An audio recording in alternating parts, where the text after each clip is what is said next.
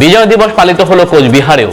যুদ্ধ স্মারক প্যাট্রন ট্যাঙ্কের সামনে এই কর্মসূচি পালন করল প্রাক্তন সৈনিকরা। পথ নিরাপত্তাকে গুরুত্ব দিয়ে মঙ্গলবার ট্রাফিক অ্যাওয়ারনেস ক্যাম্পেইন সংগঠিত করল কোচবিহার কলেজের ছাত্রছাত্রীরা। জোর কদমে কোচবিহারে শুরু হয়েছে বইমেলার প্রস্তুতি। মঙ্গলবার স্টল তৈরি সহ সাংস্কৃতিক মঞ্চের কাজ খতিয়ে দেখেন মেলা পরিচালন কমিটির সদস্যরা।